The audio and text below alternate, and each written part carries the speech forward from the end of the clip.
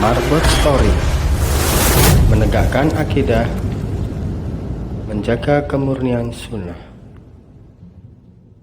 Kalau saya ditanya, Ustadz gimana pendapat Ustadz tentang Ustadz ini? Saya bilang, kalau dohirnya baik, baik. Kalau dohirnya tidak baik, saya tidak ngerti. Karena batin itu saya serahkan dia sama Allah. Orang yang kadang-kadang syar'i, tapi tangannya, jempolnya, omongannya, tidak ada kehormatan muslim yang tidak selamat dari lisannya, kecuali dia mencaci maki semuanya. Kalau itu ujungnya kita belajar, maka lebih baik tidak usah belajar. Kalau ujungnya itu mencaci maki. Kalau ujungnya hanya mencaci maki, ngapain kita belajar? Karena ketika kita belajar itu menumbuhkan sifat takutnya kita kepada sesama muslim, takutnya kita kepada Allah dengan kita tidak menjatuhkan kehormatan seorang muslim. Itulah kenapa kita harus belajar, supaya kita tahu kapan itu perbedaan, kapan yang harus disikapi dengan ketegasan tanpa meninggalkan sifat kelembutan. Ada seorang ustadz meninggal dunia di atas mimbar, ya atau tidak? Beliau meninggal di atas mimbar hari Jumat Idul Adha. Hari yang paling baik hari Jumat. Jengkal tanah yang paling baik masjid. Di antara jengkal tanah yang paling baik di masjid, mimbar. Karena kalau orang sudah naik di sini, semuanya harus diam. Dan kalau ngomong, batal sholat Jumatnya. Ada seorang ustadz yang tidak pernah menempuk dadanya sebagai ustadz ahlu sunnah. Mungkin murid-murid yang suka mengklasifikasi ustadz kayak gitu pun tidak pernah menempatkan beliau sebagai ustadz sunnah. Tapi meninggalnya di atas mimbar hari Jumat.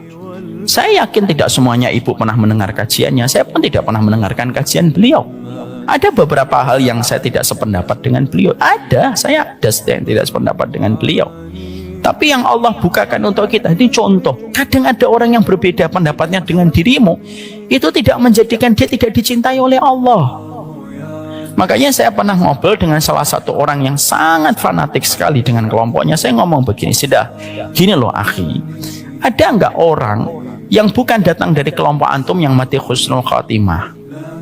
Ya ada Ustadz. Ada nggak orang NU yang mati husnul khatimah? Ada. Ada nggak orang Muhammadiyah yang husnul khatimah? Ada Ustadz.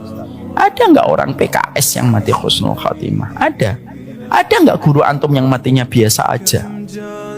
Ada Ustadz. Lalu kenapa kita menganggap orang lain pasti salah?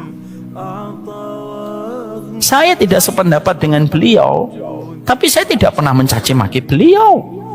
Saya pernah dapat kirim-kiriman salam sama beliau. Walaupun tidak semua pendapat beliau sama dengan pendapat saya.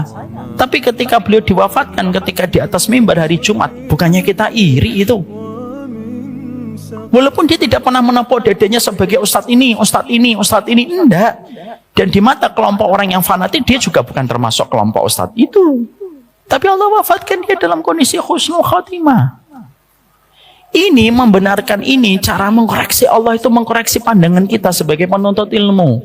Kamu boleh belajar, kamu boleh cinta sama ustadz kamu, tapi bukan berarti akhirnya kamu jatuhkan kehormatan setiap orang.